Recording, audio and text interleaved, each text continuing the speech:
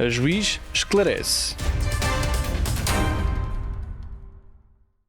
Vamos abordar novamente nesta sessão a lei tutelar educativa e, em particular, a questão dos recursos. Uma decisão torna-se definitiva quando já não é passível nem de recurso nem de reclamação. Só pode haver reclamação de decisões que não sejam recorríveis.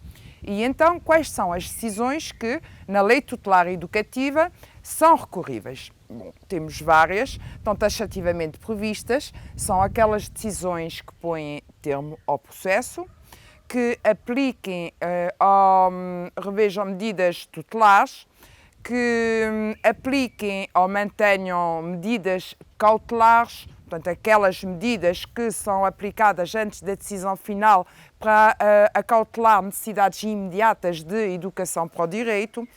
Também são recorríveis aquelas decisões que se pronunciem relativamente ao impedimento do juiz ou do Ministério Público, ou seja, se for suscitada no processo a questão da suspeição do juiz ou do magistrado do Ministério Público por um daqueles motivos que a lei prevê, que impede que o magistrado em concreto possa julgar ou intervir no processo, nomeadamente, vou dar só um exemplo, nos casos em que há inimizade grande com o jovem, por motivos da vida particular, será um exemplo. Também são recorríveis aquelas decisões que condenem no pagamento de quaisquer importâncias, são recorríveis as decisões que afetem direitos pessoais ou patrimoniais de terceiros. Portanto, todas essas decisões são passíveis de recurso para o Tribunal da Relação, que vai apreciar de direito e de facto. Não se pode recorrer aqui para o Supremo, portanto, o Tribunal da Relação irá apreciar definitivamente a questão de direito e de facto que seja suscitada em sede de recurso. Levanta-se a questão de saber se, nas decisões que põem termo ao processo, também estão abrangidas ou não aquelas decisões em que o juiz rejeita o requerimento de abertura da fase jurisdicional. Já vimos que, na fase de inquérito, o Ministério Público tem de lavrar um requerimento em que submete à apreciação do juiz os factos, a medida que considera aplicável, os factos relacionados, portanto, com o crime que seria praticado se o jovem a partir dos 12 anos tivesse uma idade penalmente relevante, ou seja, se tivesse 16 anos, seria crime. Tem de invocar os factos relativos à personalidade, ao enquadramento social, familiar do jovem. Portanto, deve expor ao juiz todos os fundamentos de facto que permitam concluir que aquele jovem praticou um facto que seria crime se tivesse 16 anos à data da prática dos fatos e, para além disso, deve invocar os factos que permitam concluir que aquele jovem tem necessidade de educação para o direito. Se faltar algum desses elementos, ou se faltarem os dados relativos à identificação do jovem, dos seus representantes, se faltarem essas menções todas que eu mencionei na anterior sessão relativa aos requisitos desse requerimento, se faltar alguma coisa, o juiz pode rejeitar esse requerimento.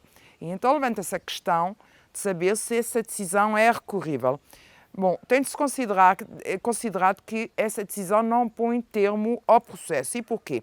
Porque o Ministério Público, que poderá fazer a seguir, é remeter novo requerimento para a fase jurisdicional aperfeiçoado com as menções que faltam e que fundamentaram a rejeição. E, nesse caso, o jovem poderá ser, na mesma, julgado pelos factos que integram a prática do crime, daquilo que seria crime se tivesse 16 anos, e dos factos que permitem concluir que ele tem necessidade de educação para o direito. Esse requerimento, portanto, pode ser novamente submetido com as irregularidades supridas e, portanto, considera-se que esse despacho, essa decisão de rejeição, não põe termo ao processo por esse motivo. E então, o que é uma decisão que põe termo ao processo quando o juiz recebe o requerimento e o rejeita por outro motivo? Será o caso, por exemplo, quando se conhece de uma prescrição, quando se conhece qualquer, quando há qualquer decisão de mérito. Por exemplo, o juiz, se entender que o jovem é inimputável, portanto não tem capacidade, não tem discernimento, não tem maturidade para compreender o alcance da sua ação e o alcance da medida tutelar que é proposta, poderá, portanto, pôr termo ao processo. E aí sim, por esses fundamentos que já são de mérito, poderá haver recurso dessa decisão. Então, e quem é que pode recorrer?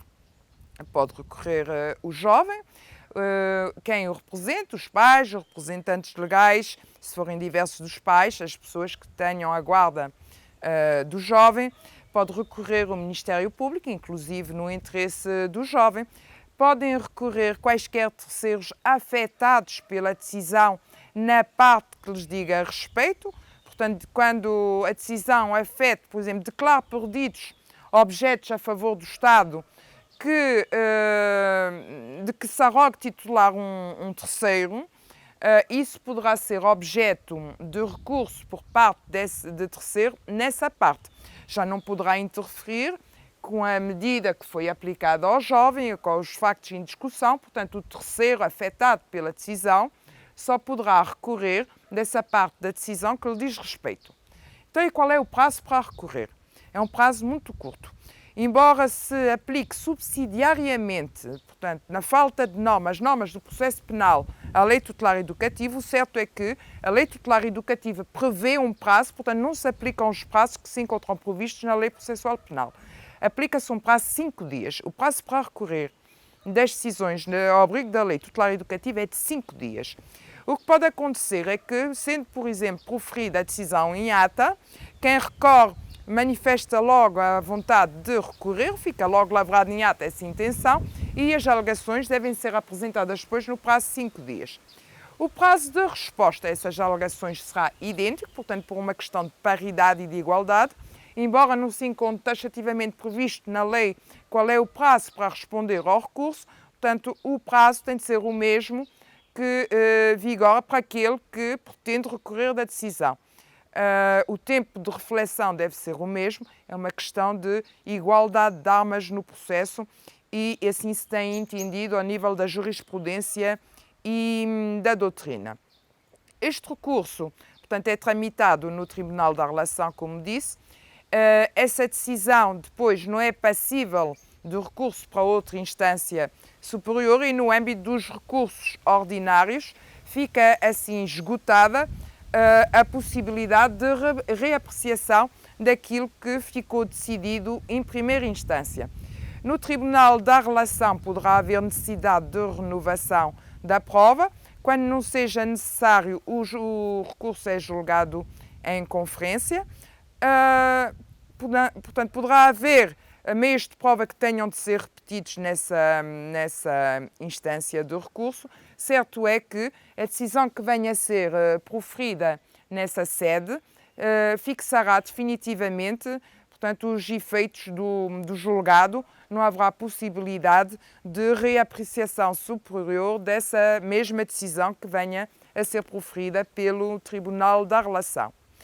Depois, se for uma decisão de uma medida cautelar que seja objeto de recurso, o prazo de recurso é curto, tem de ser julgado na relação no prazo de 15 dias. Se tiver em causa uma medida tutelar de internamento, também se encontra fixado um prazo máximo para a apreciação desse recurso, será de 60 dias, porque estão em causa medidas que afetam de forma direta os direitos do jovem, portanto, o seu poder de autonomia, o seu poder de decisão, portanto, afetam a sua situação pessoal e, por isso, se encontram previstos prazos curtos de decisão até no Tribunal da Relação, portanto, que fica vinculado a esses prazos que, relativamente à lei processual penal, são muito mais abreviados.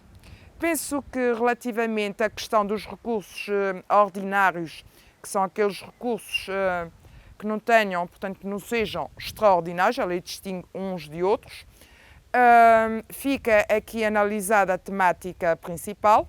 O recurso extraordinário pode ser o que acontece às vezes, é o de revisão, quando depois de transitada em julgado uma decisão,